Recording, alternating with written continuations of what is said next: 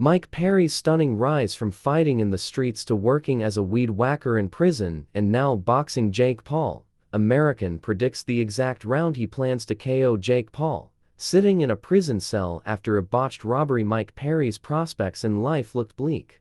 But after serving his time and turning to a career in professional fighting, Perry has completed a complete life turnaround. The American was raised in Michigan, where racial tensions were high in Perry's predominantly black neighborhood. It meant Perry was brawling in the streets way before he was being paid to do so as a profession.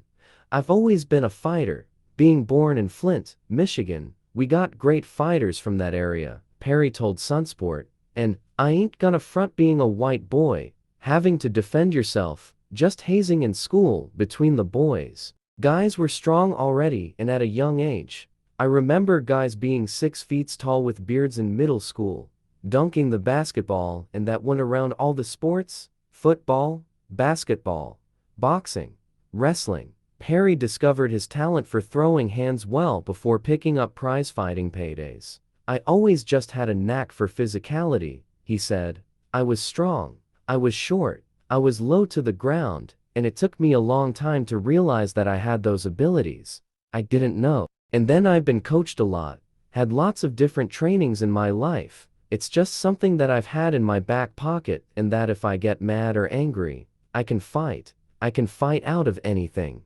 Sadly, it did not take long for trouble to find Perry. In 2011, aged just 19, Perry and a pair of accomplices drove to a home with the intention of committing armed burglary, but it was botched as the homeowner was in. Although police happened to be scoping the area and caught the trio red-handed, Perry was sentenced to 2 years house arrest and probation, but he was later jailed after violating his terms. He finished the rest of his sentence incarcerated, but it kick-started the turnaround his life needed. I did learn a lot from it, he admitted.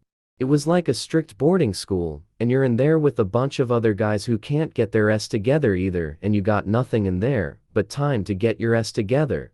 Perry would spend time in the jailhouse gym or doing his own makeshift workouts in his cell when he was not working. I had a job. I went to 2 different jails without leaving jail, he said. They transferred me a couple of times, and I worked in the kitchen at one, so I could eat more. It's like you worked for food, for extra food in there, and then at the other one, I worked road crew where we got to leave, and I weed whacked. When Perry was released, he got a job at a UFC gym teaching kickboxing classes while having a few amateur MMA fights. He made his MMA debut in 2014, and in just 2 years and 7 bouts, he was signed by the UFC. I started making jumps and leaps and in the pros and in a short amount of time, he said. I think 2 years. I had 7 knockouts in under the 3rd round. I hadn't even been to the 3rd round. And then I got to the UFC and knocked out a couple more. Perry would go on to become a cult hero in the UFC, beloved for his toughness and all-action style. He spent 5 years in the UFC before leaving in 2021 to find his true calling. Perry signed a deal with Bare Knuckle Fighting Championship and became the face of the brand thanks to his gritty style. He's 5-0, with exposed fists having knocked off some of MMA top stars of recent years. And after years of call-outs, Perry has finally landed his dream fight against YouTuber-turned-boxer Jake Paul. Paul, 27, was due to face Mike Tyson until the boxing icon, 58, withdrew amid a health scare. So Perry, 3 years after sparring Paul in Miami, finally gets his crack at the 9-1 social media sensation, and he promised that Paul will not hear the scheduled 8th and final round.